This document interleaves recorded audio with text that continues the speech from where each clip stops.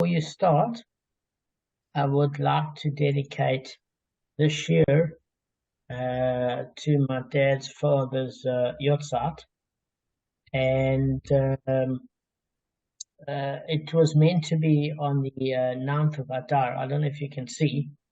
I don't think you can because it seems to be. Um, No, it's clear. It's clear, Damon. You can see perfectly. so my dad's dad,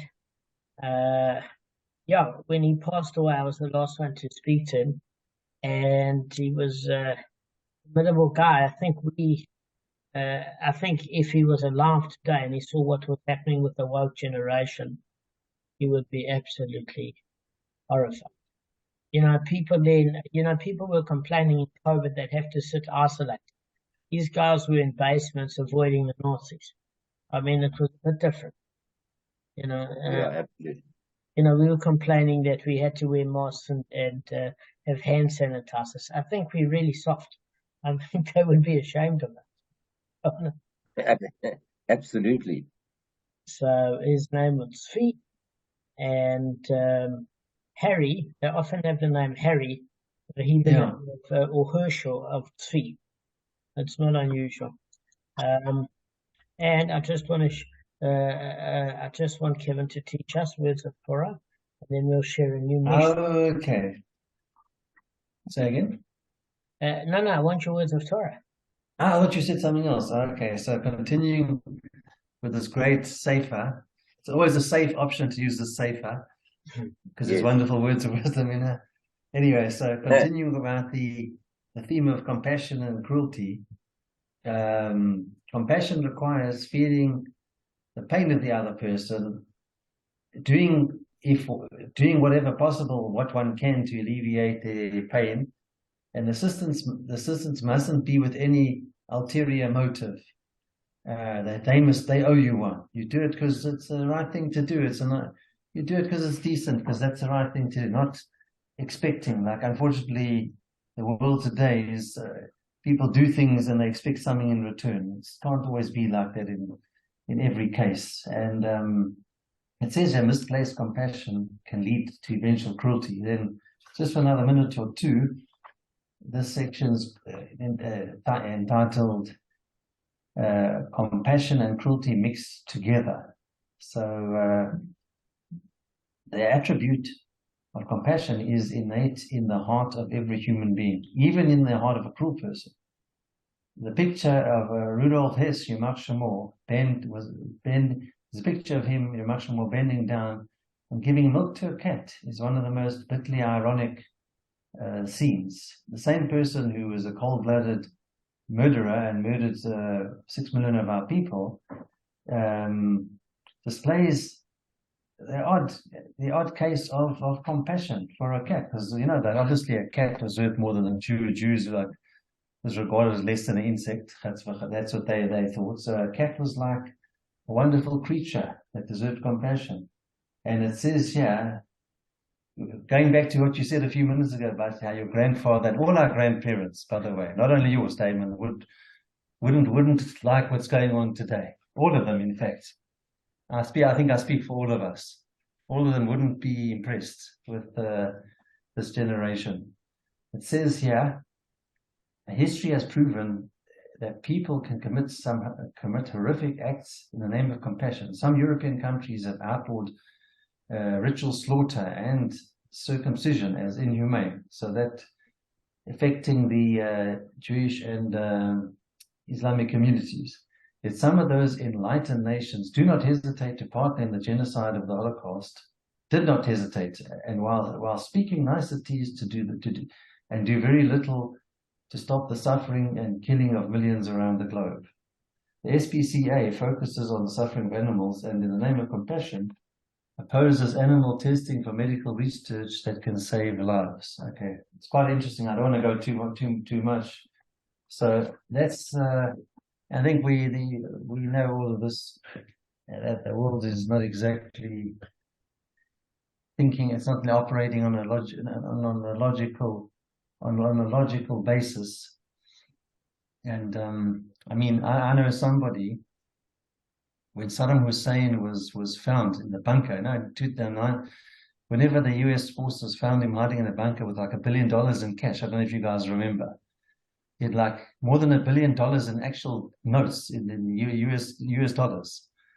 Sure. And then, so I think eventually they executed him, and someone said, "Ah, that's so cruel. How can you behave so barbarically?" Meanwhile, the guy was responsible for millions of deaths of his own people, and using gas as well, and chemical weapons of his own on the Kurds, and goodness You're right. knows And what. in fact, the whole reason why we had the second Gulf War was because they let him go after the first.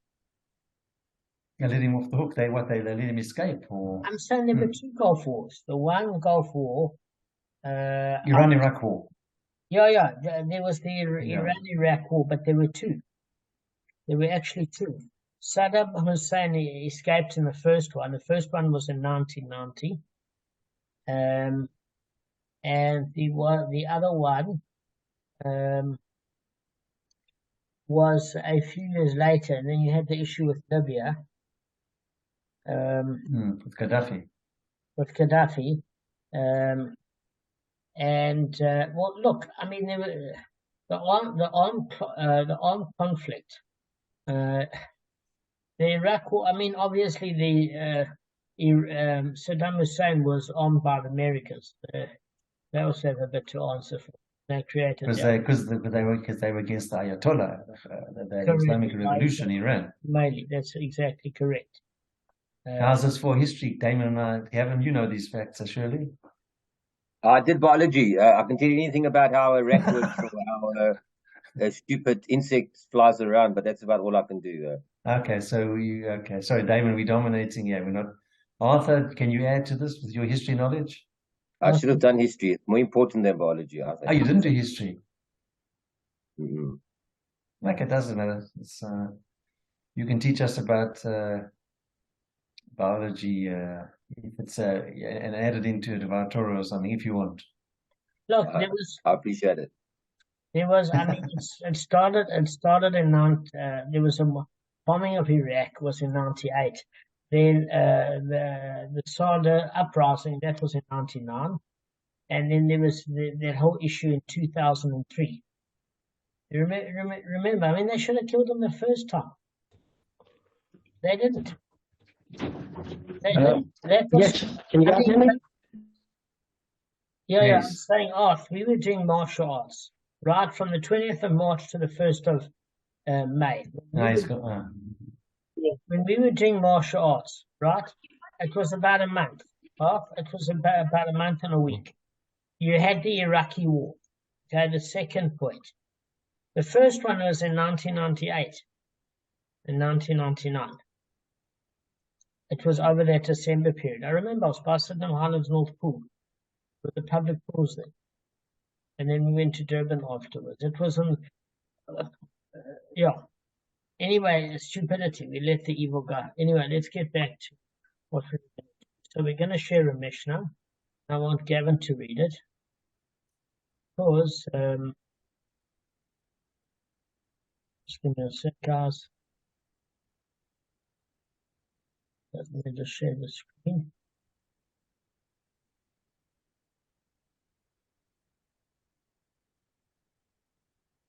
Okay, Gav, you want Yeah, I'm going to go ahead now.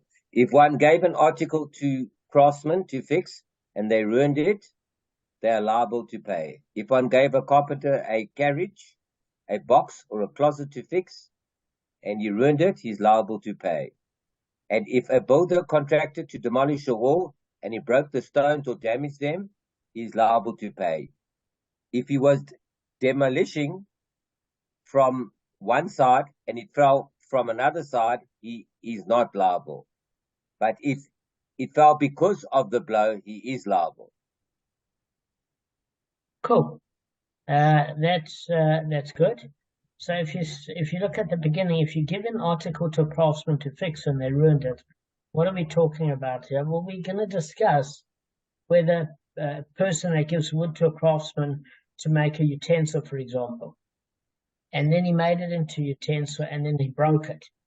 So it's going to refer to whether gave him a finished utensil to repair, or if he made it from scratch. And that halachic difference makes a difference to the outcome. Okay, so there's a difference between where somebody else finished the work and he was made just to repair it, and there's a difference between if he made it from scratch in terms of liability. Now, in terms of what's this thing with the carriage, it's basically a wooden compartment in which women sit when riding in a carriage. It's like a portable mechitza, according to Rashi, that it's openable and closable. Okay, that it's an area that kind of separates men and women, and you've got a box or a closet to fix, and obviously that's ruined. There's liability to pay. Now, if we're talking about demolishing a wall and broke the stones or damaged them, he's liable to pay. So it sounds so far obvious, except what are we dealing with here is that why are you liable, guys, if you demolish a wall? Because the whole point of it is to destroy it. What do you mean you're liable? So the whole reason is there's two different aspects according to the Meiri. First aspect is that you have to demolish a wall in such a way that it doesn't turn to dust, because you've got to take down the cementing between the bricks where the bricks can be reused. You must know in the era of the Industrial Revolution, it only costs a couple of rand to make a brick. But in those days, bricks were handmade and they were expensive. So if you ground it down to dust, at the end of the day, there was no utility within the wall that you demolished. Because often when you demolish a wall, you need to put up a wall either in another place, or you need to make sure that the owner can recover some sort of losses by reselling the masonry work in all the raw materials in order that he can pay for some of the decommissioning of the existing wall. Now, the Gemara's term is like not specific. It uses the word he damaged them. What does it mean he damaged them? So there's a whole discussion according to the Rashash is whether we're talking about damaging the stones. In other words, the original owner can't use those bricks for anything else, or we're saying damaging them is referring to people, passerbys. Because of the Aramaic, basically who's responsible? In other words, is it the person hiring the contractor, or is it the contractor themselves with regards to personal liability and injury? So the homeowner isn't liable because he's freed from the obligation to guard passers-by from the injury if he contracts the job out to a special construction team or a contractor that is a professional. In other words, he pays a little bit more. And this person is putting together the raw materials, and he's a home improvement. He either runs a home improvement firm with some employees, or basically is hired by a northern suburbs Jewish couple to fix the wall. In that particular way, then the contractor, the contractor, takes liability for any injuries that are done. But you get certain people, this is not with the Jewish community, this is with the Afrikaans community, where, just stop the screen share a second, where what they'll do is they'll buy the raw materials and they will do the construction, and they'll get a couple of casual laborers to help them do the work. You know what I'm saying? If you go by Orange Grove there, we used to pick up for signage when we did signage manufacturing, pick up casual laborers for the day, and then we would pay them for their labor, and we'd get the cement, and we'd get the pylons, and we'd put it in to make a billboard. So they were paid as daily laborers. Then I would be responsible if anything happened on site where they caused a detriment to property or an injury to someone. The Gemara is saying the same thing. When you hire a contractor that does installations as a team, and they're not, or it's an individual that's a contractor, but not only doing the labor, but he's also making a markup on the material. In that particular case, he takes a certain amount of accountability for liability and third-person insurances, etc. But the Gemara does distinguish, and it's according to the Rashash, that if you paying somebody for the day and you give them all the raw materials and you buy it from Builder's Warehouse, then in fact you're not free from liability, because the person himself is working under your auspices, and therefore it's your obligation to ensure passers-by are protected. So what's the definition of your liability according to the Meiri? It's called a per diem. So if you remember, there's a phrase in Latin, carpe diem, which means seize the day. You remember from Dead Poets Society with Robin Williams. It's a Latin term for seize the day, carpe diem. So the word diem is day. So if you're paying a daily wage, then you're not free from liability if any person got injured. If you're paying on a contract basis for them to build the wall and you get quoted for the project and you subcontract to them entirely, it is out of your obligation. So that took a little bit more work to research. I thought you should just know, because I wanted to know when you are responsible and when you're not. Okay. Now, as far as the rest of the Gemara goes, it says, well, the Mishnah, it says, okay, so if a builder was contracted to demolish a wall and he broke the stones or damaged them, he's liable to pay. Now, in this face value of the Schottenstein, it uses the term to damage the stones, at which you're liable because that person can resell it. But in certain other versions, the original version of the Gemara, don't know where the punctuation is. Is it damaging the stones? In other words, you broke the stones and damaged them, the people, or do you damage the stones and break them? And why would you mention both? It's superfluous. Okay, so that's what we covered. If he was demolishing from one side and it fell from another side, he's not liable. Well, you would think that the person is liable. I also had a little bit of an issue with that, because you figure basically if you're working on one side and you're not securing the other side and the wall fell over and injured somebody, damaged property, that person's a masonry expert and a construction work. You should know. So why is there no liability? Is it says on a commentary, the part that fell down didn't fall down on account of the force of the builder's blow. In other words, it wasn't a direct garma or garmi, direct damage, but because it lost the support of the demolished part, meaning that the construction underneath, once that was removed, the actual structure of the wall was compromised, and therefore it was in a vulnerable position. But the builder, however, thought that the remaining part could stand without the support of the part he was dismantling, and he's considered a victim of circumstances beyond his control. Actually, so Rabbeinu Yonasan says it's an ones, meaning that it was an accident. It was beyond his control. So you might have thought that the builder is liable for not having taken the precaution, right, of supporting the other part of the wall, which is what I thought.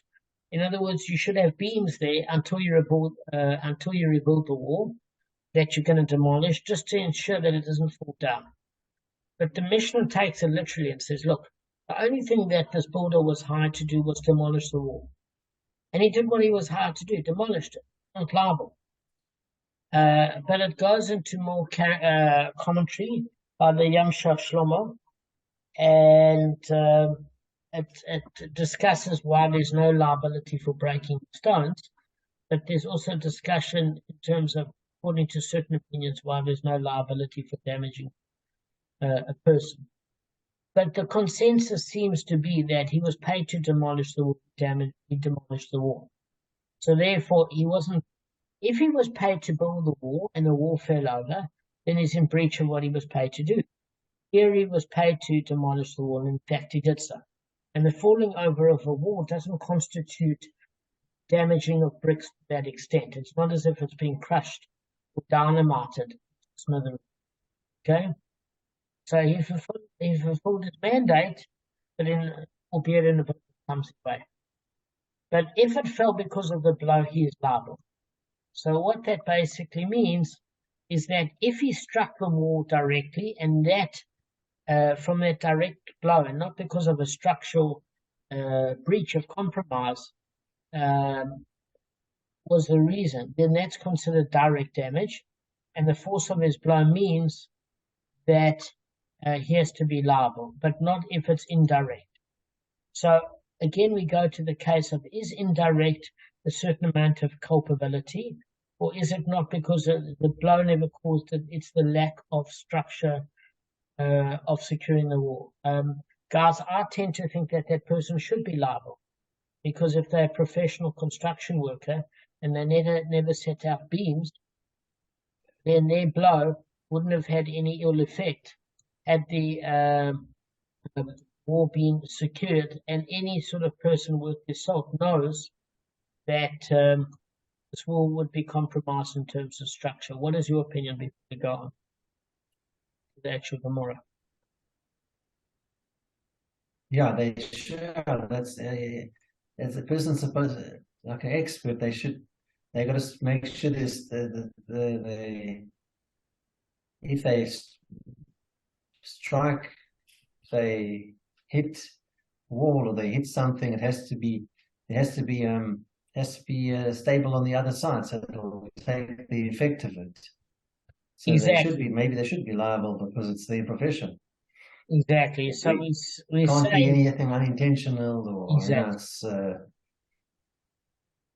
The only thing of it is if he was hired to construct a wall and his blows where he was finishing off the wall caused a breakage, in that particular case there's liability because he was paid to construct a wall, not damage the wall. So he'd have to fix the wall up.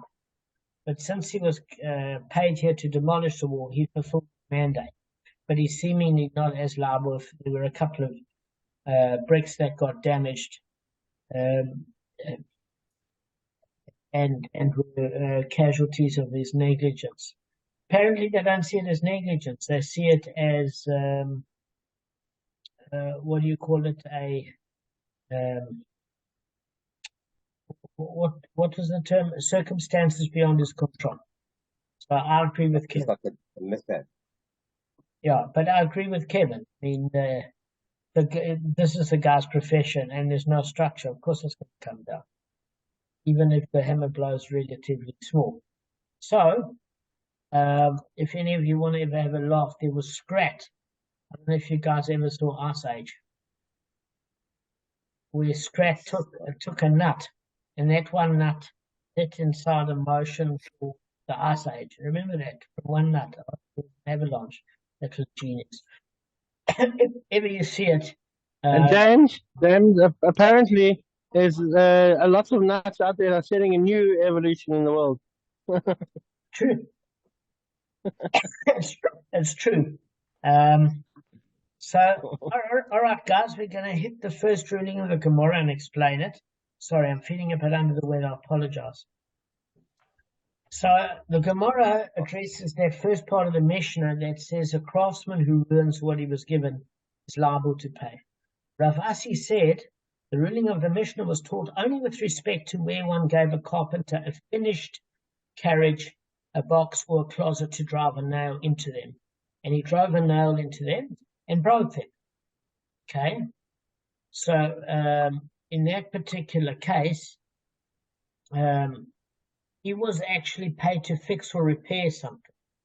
He wasn't made to fashion something from scratch. And therefore, because the thing existed, albeit in a broken state, he never was involved with the ownership of the process to a certain degree as if he constructed it from scratch. I'm going to explain what this means. Okay?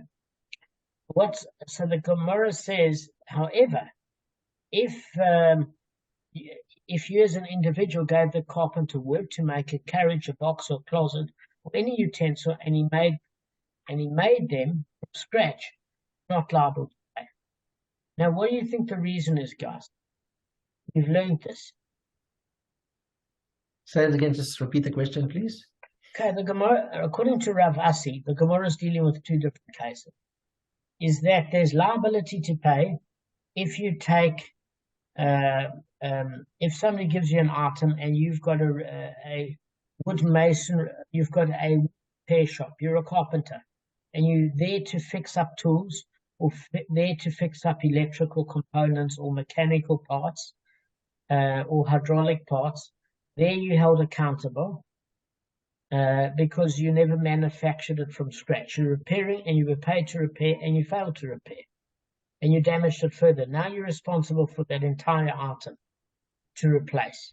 Why is it in a case where you're making it from scratch, would you only have to pay for the value of the raw materials that were given to you, the wood? Because they have to That's be replaced, logic. maybe. No, because the first guy already paid for the thing when he had it made, and you take it in and you break it. Now he's at a loss for the whole thing. Where if you make it from scratch, it's just the material that he gave you, which is a lot cheaper than. Perfect. Guys, Yeah, Arthur said it perfectly, is that there's a certain acquisition that we learned that if you dye wool, so you've got to have a haberdashery shop. Somebody comes to you, they want to dye blue, and you dyed it indigo. By accident, you didn't hear him properly. You only have to give him back the value of the raw wool. The improvement you keep, because it's your dye and it's your labor. You only give him the value of the raw wool. You don't stuff him, because that is known as a repair or an improvement. Okay, and therefore you get to keep that. But if somebody's got a perfectly working machine that happens to have broken down and they bought that, you've got no right to destroy it, and you don't get any sort of acquisition where you created something from raw materials. Because again, if the person gave you raw materials, it's only fair, as Arthur said, you replace those raw materials. You don't have to give them a finished product. They never paid for it. They paid for raw materials. You replace what you damaged. Whereas given you a functional item that's happened to be broken down, you don't give him the wood. You have to give him the equivalent of that utensil that had been fashioned in a correct manner that you failed to fix. And that you might have to replace it with a fixed item, because that's what you were paid to do. You might be able to charge them the difference of what you have charged to repair, but you certainly have to get it back into that state. So, in other words, anything that you create from scratch, you only have to pay back the raw materials. Anything that was made by somebody else and you've damaged it, you've got to return it to that state or give the equivalent of what the new product would cost, because you were paid to repair something that had been created by somebody else. Okay? Arthur, that was perfect. Yes, has been listening to Rabbi Cohen. Well done. So, what's the reason? For a craftsman acquires the improvements to the utensil that comes about through his work. In other words, Rav Asi maintains that when one contracts a craftsman to complete a specific job, a specific amount of money, don't view the craftsman as earning a wage. This is the key point. We view him as becoming a partial owner in the product that he creates. So in the case of a carpenter, the owner owns the wool, the carpenter owns the improvement made to the wood. Sorry, I was having wool in my head about the haberdashery thing. So in other words, who owns the wood? The original owner, okay? But the carpenter owns the improvement he made to the wood. So if he subsequently returns the finished product to the owner, he's actually selling his portion in the finished product to the owner, okay? And the payment he receives from the owner isn't considered labor, guys. It's considered proceeds of a sale rather than a wage. So if I manufacture a sign and I buy somebody gives me a piece of chromadeck, and I put on the vinyl and I do the signage, etc., what I'm doing is I'm not being paid a daily wage for the labor. I'm being paid for the project. And since I'm being paid for the project, if anything happens to the chromadeck, I have to replace the chromadeck. But because I've got a certain vested interest that I'm selling the proceeds of a sale, in other words, the actual project management itself, then that gives me that respite where I only have to return the value of the wood.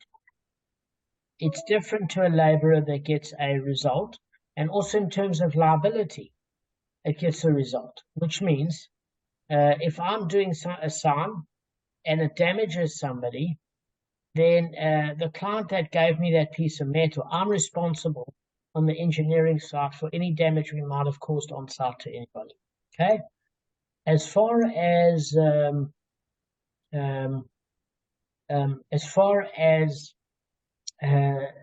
if you had to hire somebody that had to do the work of applicating the vinyl on, etc., and he injured somebody on site, in that particular case, that individual is fully responsible because he's not project managing, he's getting paid for his time. So Rashi explains it in Kedushin 48b that is considered almost a project or proceeds of the sale. And if the contractor fashioned wood into a utensil and then broke it before returning it, he only has to pay the value of the wood that he receives from the owner, not for the finished material. If he was a person making some of the improvement, in other words, he was paid to fix it, he's responsible for replacing the object. In fact, the Rashba explains that the craftsman acquires all of the improvements, even in excess of his fee in the event that he ruins the utensil. In other words, for the his labor, etc., he gets to keep it, he just replaces them. So he, in fact, might gain, but the original owner isn't out of pocket. But that's different if you're repairing something. All right. Question for you, Damon. Sure. If if the artisan or craftsman damaged the product, must he return it in a reasonable? Is a reasonable state considered acceptable, or does it have to be like as if it's completely flawless, no scratches, no slight damages or kinks? Is a reasonable condition, can that also be acceptable? Honestly, I wouldn't know. I think if it doesn't come to court and both parties are happy with it, it might be acceptable. I mean, as Kevin quite rightly said, it's not like he's repairing something that's pristine. Whatever he's repairing or fixing, it's obviously gone through its paces and therefore needs repairing. It's not new. And is in working condition and in good working and reliable, even though that may have some flaws. Yeah, I think what it's talking about here depends on the owner, I suppose. Yeah, he's talking about here that he ruined the utility of it, meaning you can no longer use the object. So if it's at that point where it's what you call cosmetic damage, I'm sure an arrangement can be made. But it's a very, very tricky business. Dealing with people is horrendous. Yeah, and their egos are there. No, and you know what, the thing of it is, if you've ever opened up the car door at a shopping center and accidentally touched somebody's car door or walked past their car, you would have thought you murdered their mother. The way people I know a guy, there was a guy I know, got a new car. We're talking like more than 10 years ago. And he got a scratch on it. And he almost hired a private investigator to find out. He got like a scratch on one of the doors. It was like a major crime. It was like almost if he could have got the FBI or Interpol, he would have, to investigate. Yeah, listen, obviously, I was upset once because when I had the Mercedes convertible for us sold it, I was at Genesis and somebody took a key, and I know who it was. And he took a key. You know who it was? But did you find the person? Did the person? No. I know who the guy was because he wanted to borrow money, but he never paid back his debts around Johannesburg. And I said to him, listen, I don't feel comfortable because I won't get it back. And you already didn't give me back some of the money. And I'm not giving you further. And when I mentioned it to you, you got very aggressive. And I actually don't feel comfortable. And I know it was him that did it. I know for a fact it was him. And this happened just before Yom Kippur. Beautiful. A from guy. Yeah, and you know what? I should have, no, not a from guy. I should have forgiven him before Yom Kippur about it, but I was so irritated.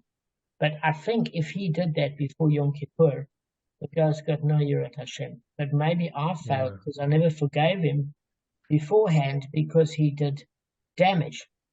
And I helped him before, and he never paid back, and he got aggressive. and it was a lack of appreciation. And maybe I should have just written it off to the fact that being empathetic, but I just didn't. So it's something I regret.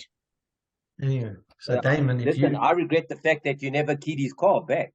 He Yeah. obviously doesn't have one. You know what? This oak gave me a hard time in high school, and there was a guy, Leslie, the captain of the rugby team. When I was in standard 6, this guy bullied me from day one.